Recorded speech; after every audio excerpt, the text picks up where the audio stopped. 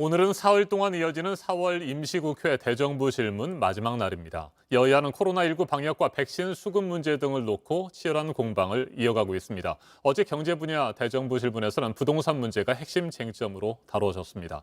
홍남기 국무총리 대행은 종합부동산세 부과 기준 완화와 관련해 신중히 검토하고 있다고 말했습니다. 맞짱 토론 시작하겠습니다. 먼저 출연자들을 소개해드립니다. 제 오른쪽입니다. 이재정 더불어민주당 의원 나오셨습니다. 네, 안녕하세요. 네, 안녕하십니까? 그리고 제 왼쪽입니다. 황보승희 국민의힘 의원입니다. 네, 안녕하십니까? 네, 어서 오십시오. 부동산 문제, 백신 문제를 다루기 전에요. 방금 앞서 전해드렸던 두 전직 대통령, 이명박, 박근혜 씨의 사면 문제에 대해서 두 분의 입장을 좀 들어볼까 합니다. 일단 민주당에서는 올해 초입니다. 이낙연 전 대표가 사면론을 꺼내 들었다가 거센 여론의 역풍을 맞은 바가 있습니다. 국민의힘이 이번에 본격적으로 또 사면을 요구하고 나섰는데 이에 대해서 어떻게 생각하세요? 네, 당시 이낙연 대표가 사면을 언급했을 때도 저는 좀 원칙적이고 단호한 입장을 이야기했었는데요. 대통령 고유 권한이라는 홍남기 부총리의 말도 옳지만 무엇보다 특별사면이라고 해서 법에 거시되지 않은 요건이 없는 게 아닙니다. 기본적으로 그 범죄에 대해서 유죄를 언도했을 때는 그에 적합한 방식의 어떤 사회적, 국민적 공감대도 같이 포함된 건데요. 국민이 그러한 사면의 요건이 갖춰졌다, 물이 익었다라고 생각했는지라는 것이 상식적인 우선 판단의 요건이 돼야 되는데 아직은 그렇지 않다. 당사자가 정치적으로도 법적으로도 도덕적으로도 반성하고 있지 않다는 점, 그리고 그 정치 세력들이 인식이 그 죄 자체가 잘못됐다, 형을 받은 것부터가 잘못됐었다라는 인식을 하고 있는 상태에서는 국민적 공감대도 그리고 사면의 요건도 무르익지 않았다는 입장이고요.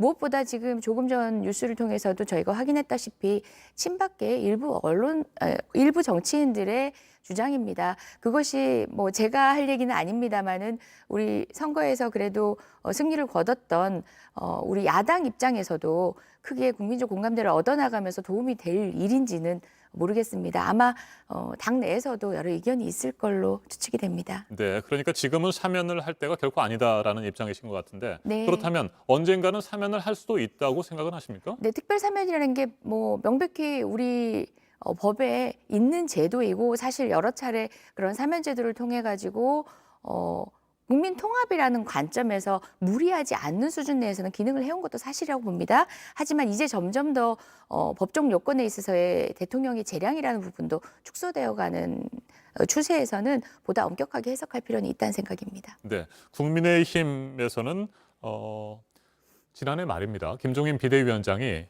참담하고 부끄러운 일이다. 반성하고 사죄한다는 입장을 밝힌 바가 있습니다. 두 전직 대통령에 대해서 말이죠.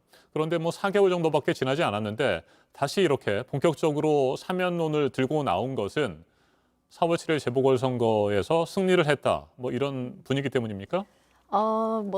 당 내에서 사면 문제가 공론화된 상황은 아니고요. 저희 이제 의원님들 중에 일부가 이 대통령 사면에 대해서 국민적 여론조사를 해봐도 한 45% 정도는 찬성을 하고 또 한 55% 정도는 반대를 하기 때문에 그 45%의 의견을 대리해서 의회에서 전달하신 거다. 저는 이렇게 생각하고요. 또 그럴 수 있는 부분이라고도 생각합니다. 다만 아까 이재정 의원님께서 전직 두 대통령 당사자도 반성을 하지 않고 있고 그와 동조하는 어떤 집단들도 반성을 하지 않고 있다라는 말씀에 대해서는 제가 좀 유감을 표하고요. 저희 당을 대표했던 전 김종인 비대위원장께서 나름 내부의 합의를 거쳐서 이 탄핵과 관련된 전직 두 대통령 문제에 대해서 공식적으로 사과하지 않았습니까? 그거에 대해서 집권 여당도 좀 진정성 있게 받아들여 주셔야 되지 않나, 또 고민하셔야 되지 않나, 이런 말씀을 전 좀 드리고 싶고요. 두 전직 대통령이 이제 연세가 다 70이 넘고 80이 넘으셨습니다. 박근혜 대통령 같은 경우는 지금 4년 이상 수감 상태에 있고 탄핵의 잘잘못을 따지기 이전에 그 형을 처음에 35년을 받았다가 이제 지금 확정된 게 22년인데 그 형 자체가 좀 과하다는 국민적 여론이 있는 것도 사실입니다. 그래서 우리가 대한민국의 국격, 전직 대통령 두 분이 다 이렇게 수감돼 있는 거에 대한 대외적인 국가의 이미지, 그리고 지금 대통령이 신년사에서 회복과 포용을 통한 도약을 말씀하시지 않았습니까? 통합과 협치 차원에서 국민 전체를 또 아우를 수 있는 방법이 있다면 사면을 고민해 볼 필요가 있다는 생각이 들고요. 그러나 이것은 대통령의 고유 권한이시고 또 국민적 공감대가 필요하신 부분이기 때문에 저희는 저희 내부의 일부 의견을 대정부 질문을 통해서 전달을 한 것이고 판단은 결국 대통령께서 하셔야 될 부분이라고 생각합니다. 그러니까 조만간 뭐 가능하다면 올해 안에 늦어도 뭐 내년 대선 전까지는 반드시 두 전직 대통령을 사면해야 된다 이런 입장은 아니신 겁니까? 저희가 뭐 반드시 해야 된다 이런 것이 당론으로 정해진 상태는 아니다는 말씀을 드리겠습니다. 알겠습니다. 두 전직 대통령의 사면에 대한 얘기는 이 정도에서 정리를 하고요. 부동산 문제 얘기를 한번 해볼까요? 지난 4월 7일 재보궐선거에서 부동산과 관련된 민심이 뭐 아주 명확하게 드러났습니다. 부동산 정책이 실패했다라고 하는 것들 뭐 지금 뭐 정부 여당에서 받아들이고 있는 상황인 것 같고요. 그래서 일단 종합부동산세 부과 기준을 완화해야 된다. 뭐 이런 얘기들이 나오는데 어떻게 생각하세요? 네, 기본적으로 이제 대책 전반의 모든 것을 이제 무위로 돌리는 방식이 아니라 실제 종부세가 부유세 개념으로 도입이 됐었는데 그 부분에 있어서 집값 상승에 맞물려서 사실상 세 고유의 권한 이상의 부과가 되고 있다는 현실적인 측면을 고려하지 못했다라는 반성적 고려에서 실수요자를 중심으로 하고 또 1주택자를 중심으로 한 세제 지원이라든지 금융 지원은 하되 종부세를 상한선을 높인다든지 등등 다양한 측면에서의 미세 조정들 이제 물론 굉장히 현실에서는 가장 국민들이 관심을 많이 갖고 계신 부분, 특히 또 서울 시민이셨던 우리 국민들은 가장 관심이 높은 부분인데요. 원칙적인 측면의 세부가의 당초 목적에 맞는 방식으로 조정할 필요성은 있었다고 봅니다. 뭐 선거의 민심이 부동산이라는 것도 있지만 정책적인 전반 기조에 대해서 공급 물량에 대한 전체 계획을 달리 점검하는 건 아니고요. 저희가 디테일하지 못했던 부분 그리고 또 현상 상황들을 충분히 반영하지 못했던 부분들은 더 꼼꼼하게 더 유능하게 챙겨야 된다는 입장에서 점검하고 있습니다. 네, 부동산 정책이 갑자기 또 바뀌게 되면 또 시장에 여러 가지 혼란을 줄 수도 있다. 뭐 이런 우려도 나오긴 하는데 종합부동산세를 포함해서 부동산 정책의 변화가 필요하고 구체적으로 어떤 변화가 필요한지에 대해서 논의가 이루어지고 있습니다. 황보 의원 어떻게 생각하세요? 네, 지금 부동산 정책의 갑작스러운 변화로 인해서 당초 작년에 시장이 굉장히 혼란스러워졌습니다. 국민들이 그래서 이번 서울시장, 부산시장 선거에서 표로 심판을 한 것이라고 생각이 들고 잘못된 것은 하루빨리 바로 잡아야 됩니다.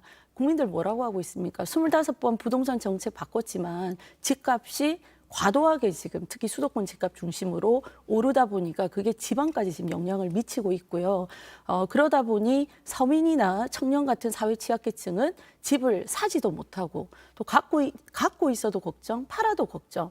이 징벌적 과세를 통해서 부동산 시장을 이 컨트롤하려고 했던 정부의 의도 자체가 잘못된 정책이었다는 것입니다. 근데 미세 조정을 해서 바로 잡겠다. 시장의 현상을 잘 몰랐다. 저희 정치인들, 법을 만드는 정치인들이 그런 얘기 해서는 안 된다고 생각합니다.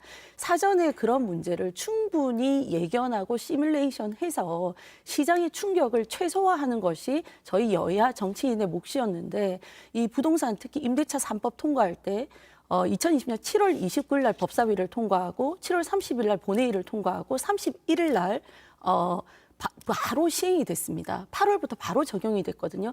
그러면서 시장에 엄청난 혼란이 가중됐습니다. 저희 야당은 전문가들의 얘기를 듣고 좀 더 토론을 하고 합의 과정을 거쳐서 시장의 부작용을 최소화하자라고 했었지 않습니까?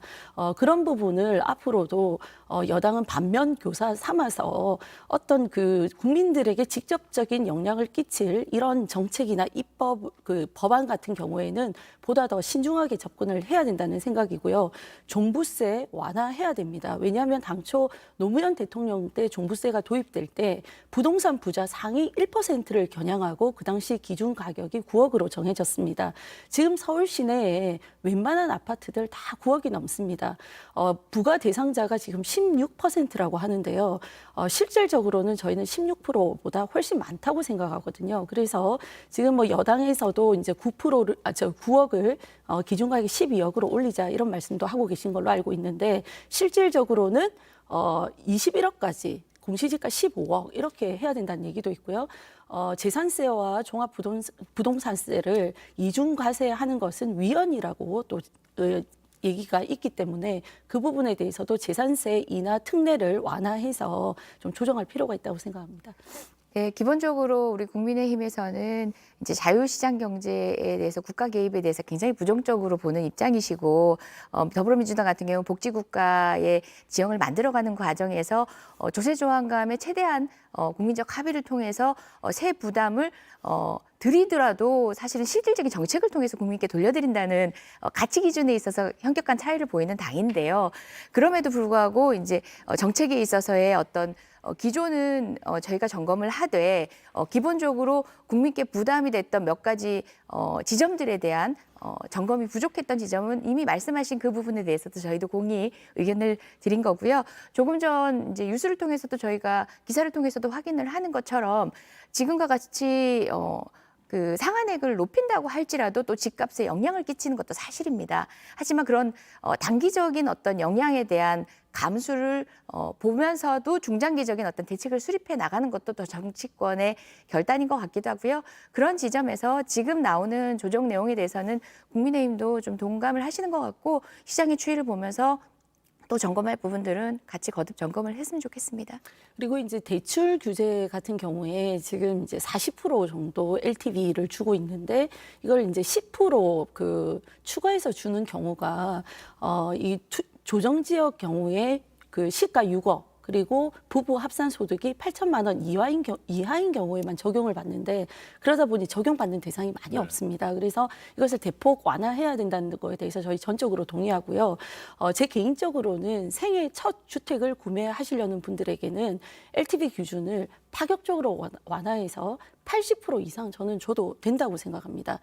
집이 없는 서민들에게 집 마련은 대한민국에서 안정적을 영위할 수 있는 권리이거든요. 그래서 내가 원해서 임대주택에 살고 싶으면 임대주택에 살고 내가 대출 부담을 지더라도 대출을 받아서 집을 사고 싶은 분들에게는 기회를 열어주어야 된다고 생각합니다. 네, 부동산 정책과 함께 저희가 오늘 또 준비를 했었던 이슈가 바로 코로나19 백신입니다. 4차 유행이 이어지고 있습니다. 오늘도 700명을 넘어설 것으로 보이고 있고요. 신규 확진자가 말이죠. 자, 이 같은 상황에서 백신 수급은 굉장히 어렵고 빨간불이 켜졌습니다. 모더나 백신의 경우에도 2분기 안에 들어올 것이다라고 예상이 됐었는데 불가능한 것 같고요. 하반기에 나올 것 같습니다. 백신 수급과 관련된 현 정부의 정책에 대해서 어떻게 생각하시는지 평가를 좀 해주시겠습니까? 예, 사실상 저희가 11월 집단 면역 체계 마련을 위해서 상반기에 1,200만 명 그리고 하반기 2,400만 명의 백신 접종을 계획을 하고 있었는데요. 사실 지금 상반기 백신 도입 물량과 관련해서는 이미 확정적인 거고요. 3분기 5천만 명 분도 사실은 확정입니다. 그리고 지금 모더나와 관련해서는 이제 3반기 5천만 명 분 이외의 방식으로 이제 추가로 더 알아보고 있는 내용이고요. 특히 저희가 노바백신 같은 경우는 국내에서 위탁 생산을 하던 것이기 때문에 한 2천만 명분, 5천만 명분 중에 2천만 명분만큼은 이제 사실상 확정이라고 저희가 표현을 하고 있는 건데요. 저희가 국제적인 어떤 백신 경쟁 하에서 생산국이거나 제조국이 아닌 곳에서의 불안은 공히 똑같은 증상입니다. 최대한 노력은 하겠지만 사실 지금까지 계획되고 공급을 확보하는 과정에서는 국민께서 언론에서 불안해하시는 만큼 아니라는 점 다시금 말씀드립니다. 시간이 적다 네. 보니까 물량과 관련된 얘기 다른 채널을 통해서도 많이 들으셨을 겁니다. 확보된 내용들은 국민께서 염려하실 정도는 아니다라는 말씀드리고요. 그렇게 불안해하거나 노력하겠습니다. 염려할 상황이 네. 아니라는 말씀이신 것 같은데 모더나 백신의 경우에 2천만 명이 접종할 수 있는 물량이 들어오려다가 지금 이게 계속 늦어지게 되는 상황인 것 같습니다. 어떻게 평가하세요? 지금 우리나라 백신 접종률이 3.2% 정도밖에 안 됩니다. 세계 평균 접종률이 6.3%거든요.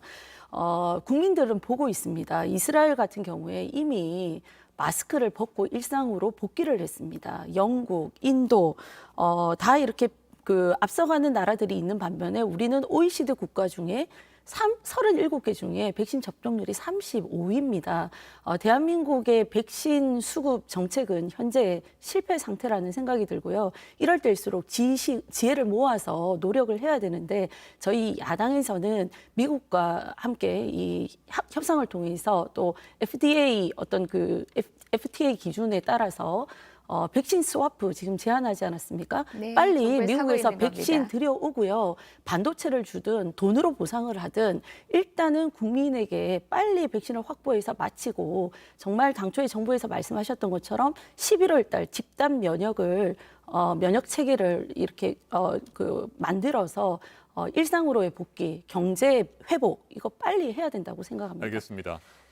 미국과 영국을 비롯해서 백신을 생산하는 나라들이 다 같이 뭐 자국민 우선주의를 내세우고 있습니다. 뭐 일면 이해가 가는 부분도 있고요. 그러다 보니까 백신 수급이 정말 어려운데 이제 뭐 말로만 잘 될 것이다, 뭐 믿어달라 이렇게 할 것이 아니라 발로 뛰어야 될 것 같습니다. 네, 사실상 저희가 정부 여당에서 모두 밝힐 수 없는 내용들 중에는 다국적 회사의 지나친 요구들이 있습니다. 그것을 들으면서까지 공동 집단 어떤 이제 방역 체계를 무너뜨리면서까지 할 수 있는 일은 아니었고요. 그럼에도 불구하고 상반기 2천만 명분 그리고 3분기 네. 5천만 명분을 통해서 계획된 수급 내에 저희가 확인한 점검한 내용들은 차질이 없고요. 무엇보다 미국과 영국 생산국을 제외하고는 이스라엘 같은 경우 1,000만 명 중에 사실상 600만 명 정도가 백신을 맞는 상황이었고요. 정리를 해주십시오. 그런 사례를 너무 과잉되게 해서 오히려 백신 불안 불안 상황을 초래하는 방식으로 정치 공방으로는 흐르지 않았으면 좋겠습니다.